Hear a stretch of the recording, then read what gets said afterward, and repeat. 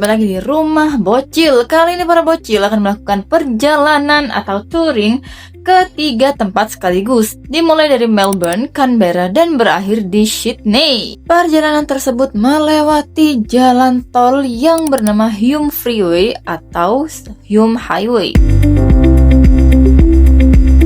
Hume Freeway atau Hume Highway di New South Wales adalah jalur utama yang menghubungkan Melbourne dan Sydney melalui Canberra dengan panjang sekitar 900 km. Jalan ini memiliki 2 lajur per arah dan kecepatan maksimum 110 km per jam, dirancang khusus untuk perjalanan jarak jauh dan logistik antar kota. Menariknya, Hume Freeway gratis karena pembiayaannya berasal dari pajak yang dibayarkan rakyat, bukan tol perkendaraan, sehingga truk dan mobil bisa melintas tanpa hambatan, menjaga efisiensi distribusi barang dan harga tetap stabil.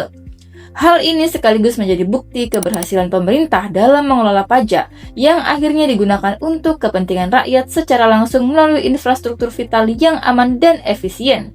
Jalur ini dipilih di pedalaman karena lebih pendek dan lebih aman dibanding jalur pantai yang berbukit curam, rawan longsor, dan mahal dibangun. Meski melewati daerah berbukit, konturnya landai dan mudah dikendalikan, memungkinkan jalan lurus panjang dan nyaman untuk kendaraan berat. Hume Freeway juga terasa cukup lengang karena fokusnya bukan untuk arus komuter lokal, melainkan perjalanan jarak jauh, sehingga kendaraan dapat melaju dengan aman dan stabil sepanjang tahun. Awal 1800-an, jalur yang kini menjadi Hume Highway awalnya digunakan oleh komunitas aborigin sebagai jalur perdagangan dan perjalanan antar pemukiman. Jalur ini mengikuti kontur pedalaman yang relatif stabil dan menjadi koridor alami bagi manusia dan ternak. 1813, penjelajah Hamilton Hume bersama William Hovell menelusuri jalur ini dari Sydney ke selatan, membuka rute baru yang lebih langsung menuju daerah yang kini menjadi Victoria. Penemuan ini menjadi dasar koridor utama yang kemudian menghubungkan Melbourne dan Sydney. 1928, pemerintah Australia secara resmi menamakan jalur ini sebagai Hume Highway. Nama ini diberikan sebagai penghormatan kepada Hamilton Hume, penjelajah yang menemukan dan membuka koridor penting ini. Pada tahap ini, jalan sebagian besar masih berupa 2 arah dengan beberapa bagian beraspal, namun sudah mulai menjadi jalur utama bagi kendaraan jarak jauh dan logistik.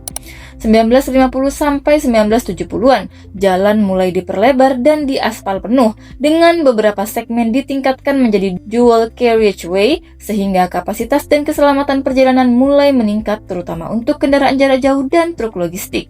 1980 sampai 2000-an, banyak segmen dibangun ulang menjadi freeway modern dengan bypass kota-kota kecil dibangun untuk memperlancar arus kendaraan jarak jauh. Jalan semakin aman dan nyaman, memungkinkan perjalanan dengan kecepatan tinggi secara konsisten. 2013, duplikasi terakhir selesai, menjadikan seluruh jalur 100% dual carriageway. Hume Freeway kini menjadi jalur modern bebas hambatan dan gratis untuk semua pengguna, membuktikan keberhasilan pemerintah dalam mengelola pajak untuk kepentingan rakyat, serta mendorong kelancaran ekonomi dan transportasi antar kota.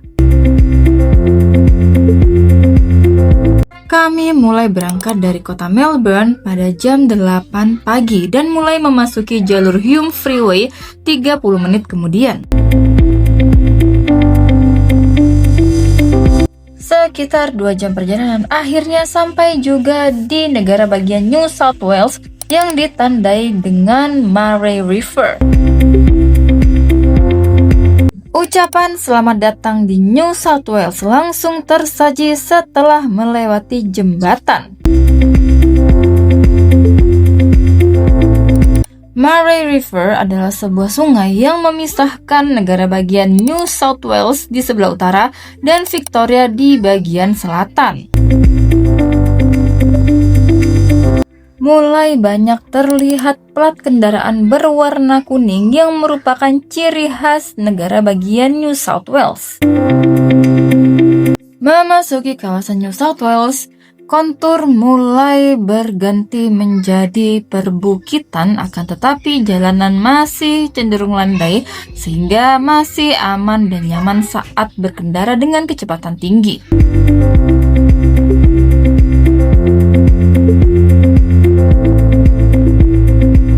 Barisan perbukitan yang berselimut rumput kering menjadi pemandangan indah yang tersaji sepanjang perjalanan.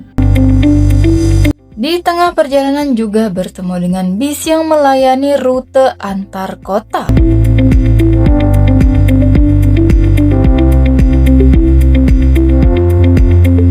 Inilah bentang alam Australia yang dipenuhi perbukitan sehingga cocok sekali digunakan untuk peternakan. Karena perjalanan kali ini mampir dulu di Canberra, maka harus keluar terlebih dahulu dari Hume Freeway menuju Barton Highway yang langsung mengarah ke Canberra.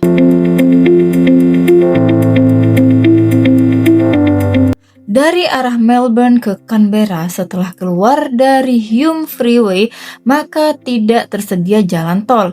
Yang ada hanyalah jalan raya atau highway yang mana hanya tersedia satu lajur per jalur dan tidak ada pembatas di antara kedua jalur.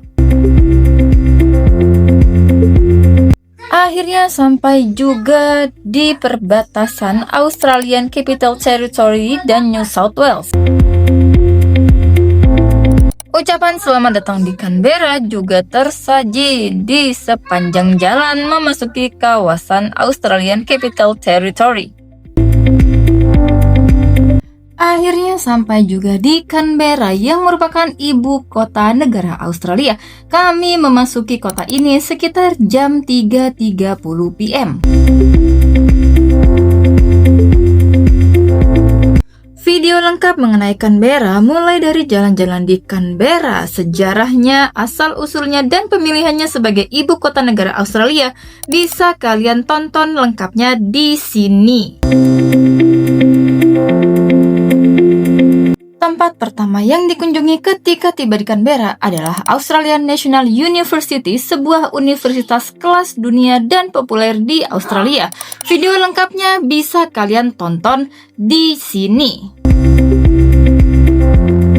Lokasi kedua yang dikunjungi selama berada di Canberra adalah Parliament House, sebuah gedung perwakilan rakyat yang berada di pusat ibu kota Australia. Video lengkap mengenai petualangan di Parliament House bisa kalian tonton di sini. Lokasi terakhir yang dikunjungi adalah Canberra Islamic Centre, yang mana ini merupakan masjid terbesar di Canberra. Petualangan kami di masjid terbesar ini bisa kalian tonton full videonya di sini. Berangkat dari Canberra menuju Sydney sekitar jam 7 PM, rute yang dipilih adalah Federal Highway atau M23, kemudian lanjut menuju Hume Freeway atau M31. Di sepanjang jalur Federal Highway atau M23 terdapat pemandangan cantik yaitu berupa danau yang bernama Lake George.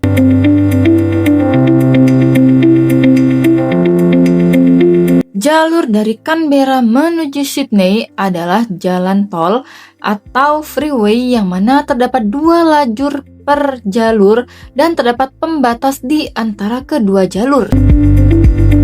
Memasuki kawasan kota Sydney sekitar jam 11 PM, kondisi sudah malam dan gelap, maka saatnya untuk langsung istirahat di penginapan. Keesokan harinya langsung menjelajahi keseluruhan kota Sydney. Video lengkap tentang kota Sydney bisa kalian tonton di sini. Kami juga mengunjungi gedung ikonik Australia yaitu Sydney Opera House. Video lengkap tentang petualangan bocil di Sydney Opera House bisa kalian tonton di sini. Selagi di Sydney tak lengkap rasanya tanpa melintasi jembatan ikonik yaitu Sydney Harbour Bridge yang video lengkapnya bisa kalian tonton di sini. Kami juga mengunjungi Royal Botanic Garden Sydney, sebuah taman cantik yang lokasinya berada tepat di dekat Sydney Opera House. Video lengkapnya bisa kalian tonton di sini. Lokasi berikutnya adalah University of New South Wales, sebuah universitas terkemuka di Australia. Video lengkapnya bisa kalian tonton di sini.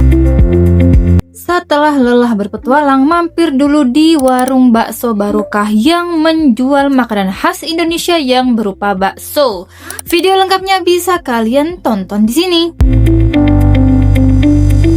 Hari kedua di Sydney, saatnya mengunjungi Bedu Mangroves, yaitu hutan mangrove yang berada di negara 4 musim. Video lengkapnya bisa kalian tonton di sini. Lanjut mendaki bukit untuk sampai ke Blue Mountains Botanic Garden, sebuah taman cantik yang berada di lereng pegunungan yang berwarna biru. Video lengkapnya bisa kalian tonton di sini. Karena sangat lapar, mampir dulu di resto Indonesia yaitu The Penyet and the Cendol yang menjual makanan khas Indonesia berupa ayam geprek. Video lengkapnya bisa kalian tonton di sini. Sebelum menutup hari, mampir dulu di Lakemba Mosque untuk melaksanakan sholat maghrib. Ini adalah masjid terbesar di Australia yang mana video lengkapnya bisa kalian tonton di sini. Hari ketiga saatnya kembali ke Melbourne, akan tetapi mampir dulu di Sea Cliff Bridge, sebuah jembatan ikonik yang berada di atas Samudra Pasifik. Video lengkapnya bisa kalian tonton di sini. Kami berangkat dari lokasi terakhir menuju Melbourne sekitar jam 12.30 PM. Ada satu hal unik di saat melewati jalur antara Sydney menuju Melbourne, tepatnya saat melintasi Canberra terdapat barisan kincir angin di atas perbukitan. Kincir angin ini biasa digunakan sebagai pembangkit listrik. Sekitar jam 11.30 PM akhirnya sampai juga di kota Melbourne. Perjalanan telah selesai. Mari kita hitung berapa total biaya perjalanan selama 3 hari 3 malam. Bensin menghabiskan $300 atau setara dengan 3 juta rupiah. Sementara itu, akomodasi selama 3 hari 3 malam paket family sebesar $210 atau setara 2.100.000 rupiah. Makan di resto terhitung selama perjalanan 2 kali makan di resto yang mana masing-masing menghabiskan dana $70. Jadi totalnya $140 atau setara dengan 1.400.000 rupiah. Kemudian ada parkir ketika mengunjungi Sydney Opera House sebesar $32 atau setara dengan 320.000 rupiah.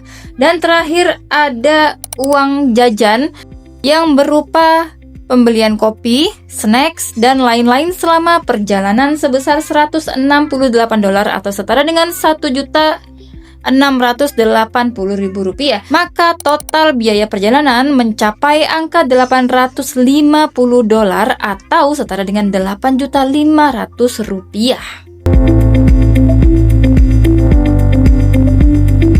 Pada akhirnya, perjalanan ini menunjukkan bahwa mode ekonomis tetap bisa menghadirkan pengalaman luar biasa. Dengan pengelolaan biaya yang sederhana, setiap dolar digunakan secara bijak tanpa mengurangi kesempatan untuk mengunjungi tempat-tempat fantastis.